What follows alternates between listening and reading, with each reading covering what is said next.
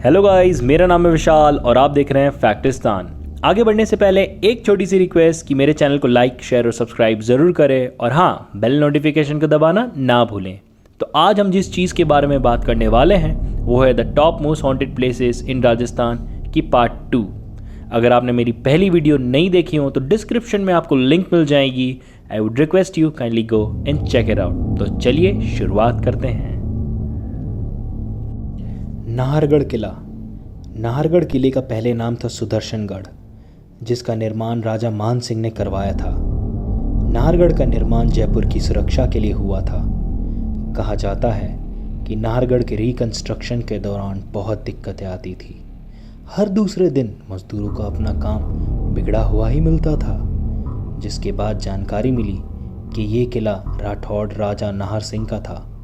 लोगों का मानना था कि निर्माण में दिक्कतें राजा नाहर सिंह की आत्मा की वजह से आ रही थी, जिसके बाद सवाई राजा मान सिंह ने वहीं कहीं आसपास के घाट पर उनके लिए एक महल बनवा दिया और उसके बाद किले के निर्माण में गड़बड़ी आना बंद हो गई। कहा जाता है आज भी राजा नाहर सिंह की आत्मा वहीं भटकती है। राणा कुंभा पैलेस। ये पैलेस राजपूत राजा महाराणा कुंभा का था। यहाँ की कहानी रानी पद्मिनी से जुड़ी है। जब दिल्ली का सुल्तान अलाउद्दीन खिलजी ने चित्तौड़गढ़ पर हमला किया, तब रानी पद्मिनी और उनके साथ राज्य की 700 महिलाओं ने मिलकर अपने मान सम्मान को बचाने के लिए जौहर यानी कि आत्मदाह किया था।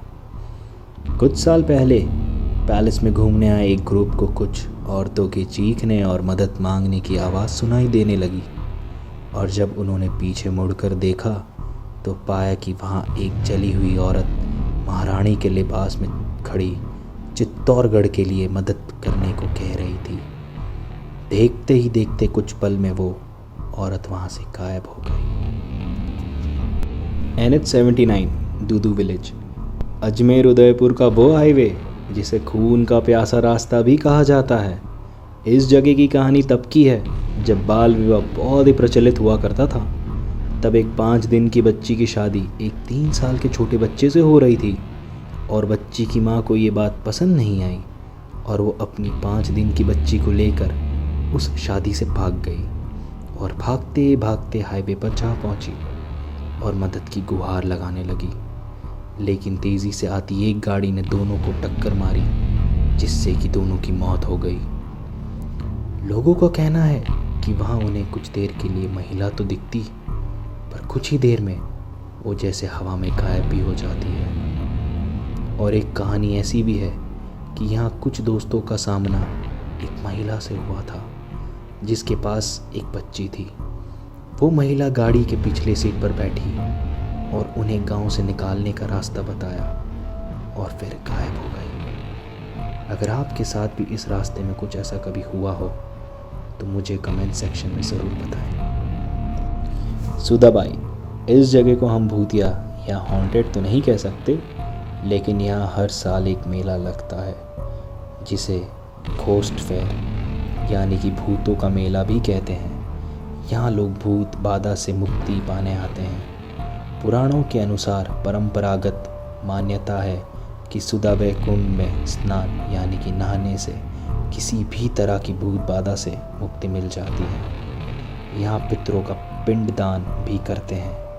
इस कुंड में हजारों सालों की लोगों की आस्था का सैलाब उमड़ता है।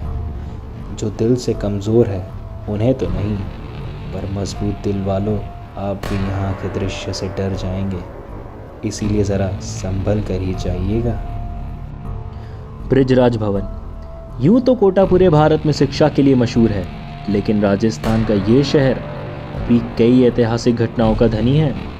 इस शहर में एक भवन है जो पूरे भारत के 10 सबसे ज़्यादा डरावनी जगहों में आता है। इस भवन का नाम ब्रिजराज भवन है, जो लगभग 178 साल पुराना है। 1980 में इस भवन को एक ऐतिहासिक होटल बना दिया गया था। यहाँ की कहानी के अनुसार 1857 के विद्रोह के दौरान मेजर बर्टन नामक ब्रिटिश शासक और उसके 2 बेटों को भारतीय सिपाहियों ने इस भवन में मार दिया था।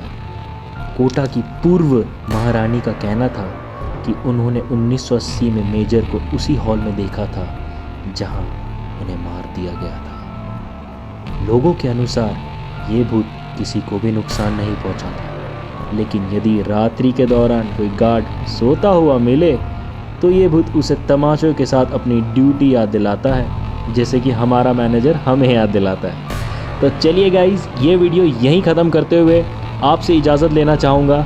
और हाँ, हमारी नेक्स्ट वीडियो जो कि एक अमेजिंग फैक्ट्स पे होगी वो भी बहुत जल्द अपलोड होगी। तब तक के लिए आप अपने परिवार का ध्यान रखें। जय हिंद।